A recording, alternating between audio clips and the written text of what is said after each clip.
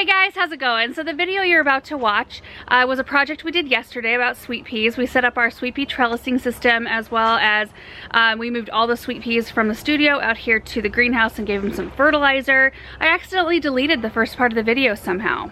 Don't even know how that happened, but it does on occasion. So I thought I would just pop out here and reintroduce the project, and then I'll actually show you how the sweet peas did overnight out here for the first night in the cold frame. They look really good, so I'm encouraged. I think it only got to 34 last night, and it stays quite a bit warmer in here, so that's good. But I grew a lot of sweet peas this year. I think I started roughly 400 sweet peas. I've got about 350 plants. I gave a bunch to my parents, 17 different varieties. We started them inside in the studio, and I only pinched about half of them. Half of them are unpinched, so I've got some really gangly plants, and I really needed to get the trellising system up so I could harden these plants off and then move them out toward the end of this week. So anyway, that's what you're about to watch here, but let me show you real quick what they look like in here after a night at 34. They look pretty much the same, so that's encouraging because we're just gonna be getting warmer over the next few days. Here's the other cart full. These are all ones that have not been pinched. So we've got a little bit of some rogue looking plants going on here. So things are looking good with the sweet peas so far, and I hope you guys enjoy this video. Okay, so first off, let me give you a little update on the fence back here because it is done. Isn't it beautiful? I love it so much. I love looking out here and seeing this fence. I mean, honestly, it makes the trees pop. The one thing though that we did notice is that all the T-posts, you can see them over here for the dahlias, and we're going to be using the same kind for our project today. They have white tops, so now we notice those. So I'm going to go ahead and paint those at some point. But I'm just really loving the fence out here. And then we'll probably start construction on our shed here pretty quick. But anyway, Aaron's watering the honeyberry. You need more pressure there, Aaron? Yeah, I didn't want to turn the pressure all the way because it would just blast it out. Right. Have you seen, well, you've seen what the pressure is like. I have. If you go 100%. It's kind of scary. You should show them. Okay. All right, we'll show you 100% pressure here. We don't want to be watering any tender plants with that. No. Okay, let me neck it down a bit. Is that all right? Yeah, that's good. Okay. So I'm thinking we're going to put the sweet peas in the first two rows right here. Just because we're using those panels, it'll feel kind of like a fence, and I want that on the edge rather than, you know, some random spot in the middle. I don't want it blocking the view of anything else. These are 60-foot rows. Our panels are 16 feet, so I figured out that I need, for the amount of plants, to space them about 6 to 8 inches apart.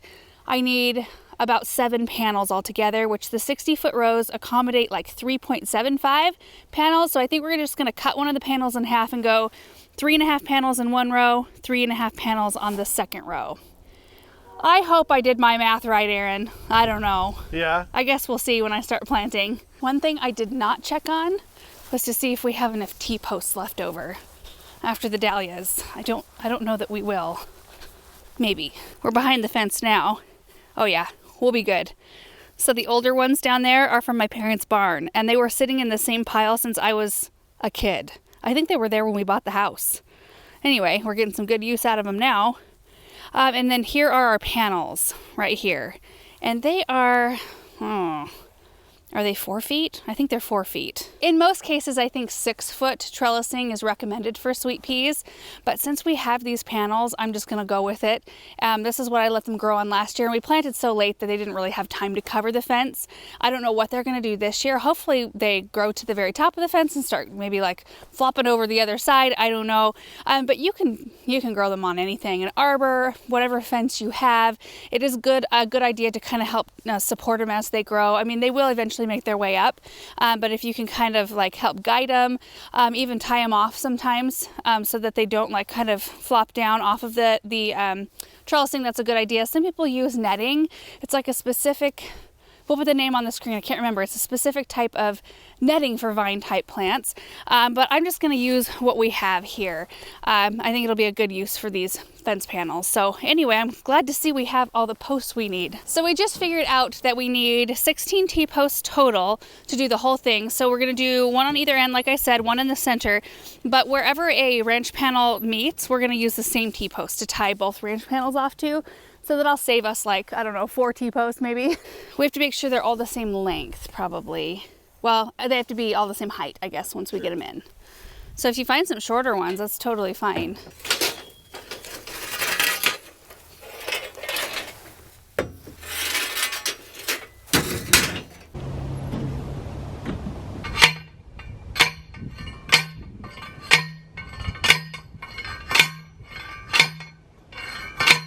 That looks good.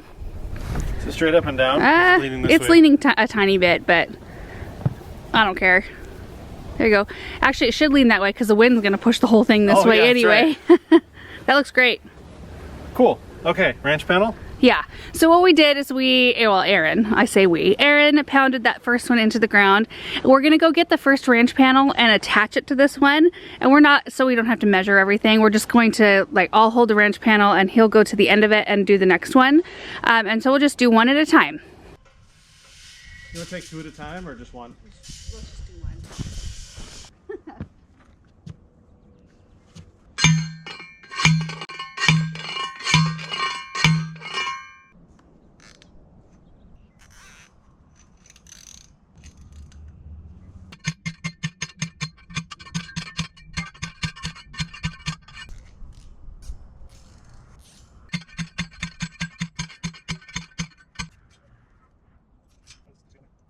First ranch panel is in and it's making me excited. So we started with the T-post right there and attached the ranch panel, and then came along and pounded this one in, and we are using zip ties here, which will come along and cut the tails off when we're all done. And then we did the third T-post. So now we're gonna go grab the second panel, and that one will start right here. We'll attach it to this post and we'll just keep going. So anyway, it's going pretty quick.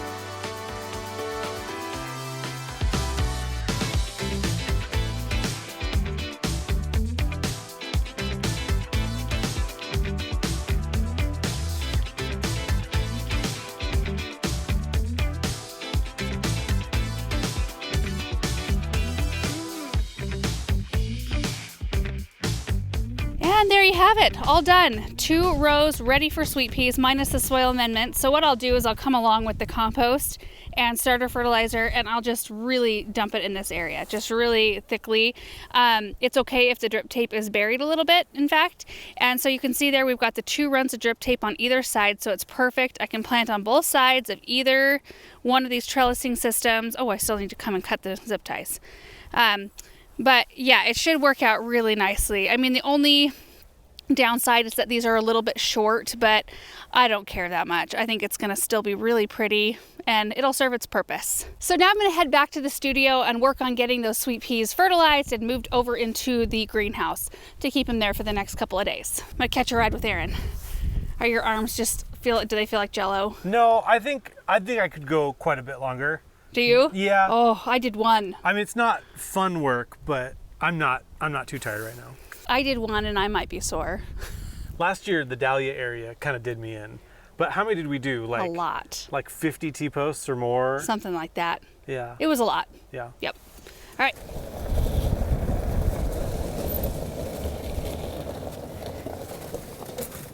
Thanks for your help. You're welcome. Are you super excited for the sweet peas?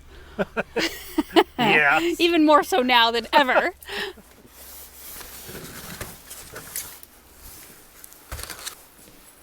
So here they are, all rounded up, looking like a complete mess. They're healthy though, so that's what counts.